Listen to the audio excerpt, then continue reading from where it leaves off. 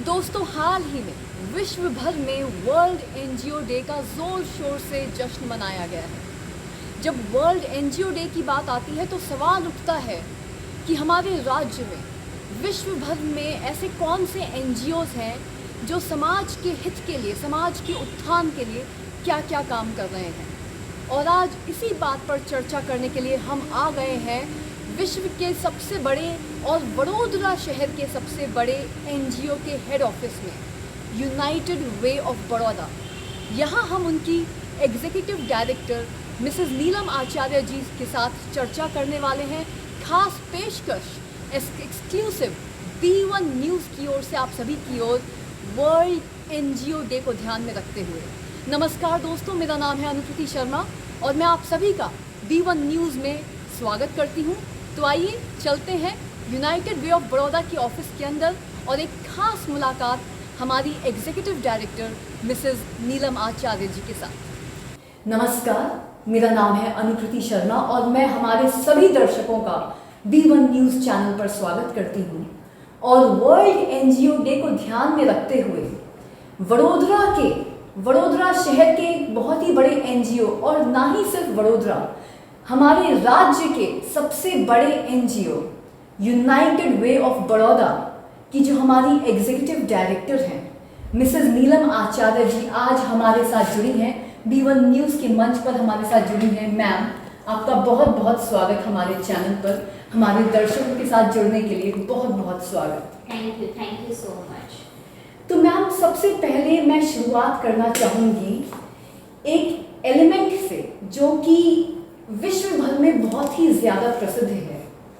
United way of Baroda का जो united वे garba festival होता है वो सिर्फ गुजरात में ही नहीं, देश भर में ही नहीं, विश्व भर में बहुत प्रसिद्ध है, जिसके बारे में हम सब लोग जानते हैं।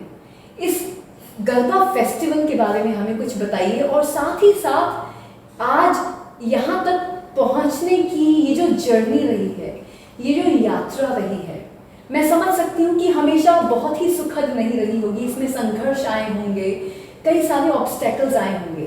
तो उस यात्रा के बारे में भी आज हम कुछ जानना चाहेंगे। ज़रूर। जैसे आपने बताया कि आज वर्ल्ड एनजीओ डे है, तो हमें भी बहुत प्राउड है कि अभी एनजीओ बहुत अच्छा सोशल डेवलपमेंट का काम कर रहा है।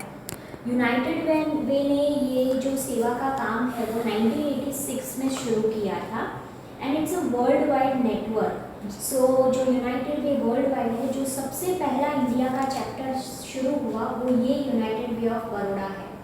सो कोई भी एनजीओ हम स्टार्ट करते हैं, सबसे पहला हमारा जो चैलेंज आता है कि भाई फंड, क्योंकि हमें सोशल डेवलपमेंट के प्रोजेक्ट अगर करने हैं तो फंडिंग की सबसे ज़्यादा ज़रूरत पड़ती है। तो 1986 में हमने बहुत छोटे स्तर से एक मुरारी बापू की कथा से शुरू किया। 1 डे 2 डे का एक्टिविटी हमने प्लान किया, पर उस समय में मैं बात कर रही हूँ 38 इयर्स के पहले की। तो उस टाइम पे लोगों से डोनेशन के तौर से फंड लेना, क्योंकि उस टाइम पे सैलरी और वो सब, मतलब रोज़ दिन का खाना मैनेज करना वही बहुत डिफिकल्ट था। उसमें उनको बुला के कथा सुनने के लिए डोनेशन लेना तो बहुत डिफिकल्ट हुआ, बहुत चैलेंजेस और बहुत लिमिटेड फंडिंग हम गैदर कर पाए। उसके बाद हमने 1987 में एक म्यूज़िकल प्रोग्राम ऑर्गेनाइज किया, वो भी 1 और 2 डे की एक्टिविटी हमारी रही। फिर हमने सोचा कि नहीं, अभी कुछ ऐसा करना पड़ेगा because we want to raise the fund. और ये सबके लिए इट्स अ गरबा महोत्सव, बहुत बड़ा 9 डेज का फेस्टिवल है for United way and for United way team, for United way trustees, for committee members, everyone. It's annual fund raising event जिसके थ्रू हम डेवलपमेंट एक्टिविटी कैरी ऑन कर पाते हैं। सो 1987 में सारे कमिटी ने बहुत सारे ब्रेनस्टॉर्मिंग एक्सरसाइज की कि हम क्या ऐसा करें जो लॉन्ग लास्टिंग भी हो, यूनिक हो और जिसमें ज़्यादा लोगों को हम जोड़ पाए, जिसमें हमारे पास वो कहते हैं ना, कोई जात का हमारे पास बांध ना हो कि भाई सीनियर सिटीजन से लेके यंग जनरेशन से लेके चाइल्ड से लेके सब लोग उसमें खुशी खुशी जुड़े। तो उस तरह से सबने सोचा कि Baroda it's a cultural city, so चलो गरबा करते हैं। अभी गरबा मतलब शेरी में गरबा होता है, फ्री ऑफ कॉस्ट, नीचे जाओ आप अच्छे से करो, सब लोग वही गरबा एंजॉय करते हैं। गरबा के लिए लोगों को एक जगह पे बुलाना और उसके लिए ग्राउंड सर्च करना, फिर एक अच्छा सा सिंगर ढूंढ के लाना जिसको सुनने के लिए, जिसके स्तर पे गरबा करने के लिए लोग हमसे जुड़े, वो ढूंढना भी एक बहुत बड़ा चैलेंज था उस टाइम पे।